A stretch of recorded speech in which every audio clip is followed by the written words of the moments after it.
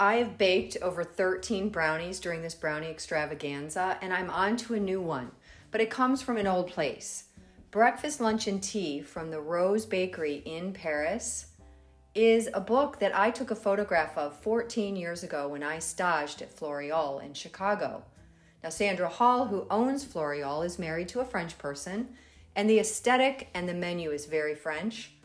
But until I ordered this book, after it sat my Amazon wish list for 14 years, I noticed all of the correlations between the pastry shop in Chicago and the pastry shop in Paris. Hazelnuts are quintessentially French, and I have blanched, peeled hazelnuts that get roasted until they're toasty and brown.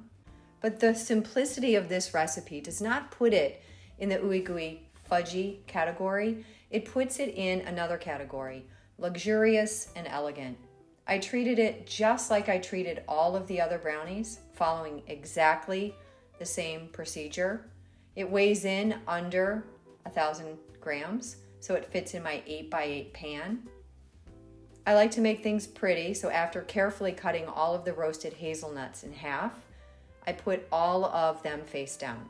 Now this is the bottom of the brownie, but there would be a way to show it off if I wanted to remake it. But the reason I chose this recipe after reading the book and familiarizing myself was because the author mentions the fact that she used 70% Valrhona. And the Valrhona company is aware of her bakery, and they commented that they were impressed that she would go that far with ingredients. So this recipe is different than all of the others. It is the most French.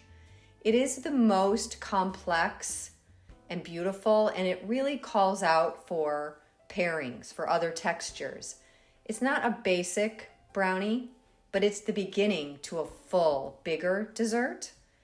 And you can already tell that the percentage of chocolate is very nice. There's sugar in the recipe, which balances the very dark 70% chocolate. And it's runnier than the recipes where an egg foam was made, because she has you stop short of adding too much air to the egg and the sugar when you mix them together. And it started out thin and poured beautifully into the pan. I didn't have to push it around. Now, because I've worked on so many different kinds of brownies and styles of brownies, I'm working on a concept wheel.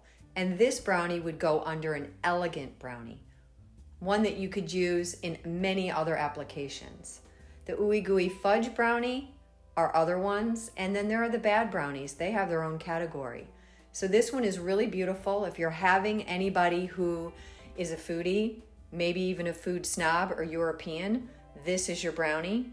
Stay tuned for the next brownie. It's a doozy. It's from a viewer, and it's gluten-free, and it is spectacular.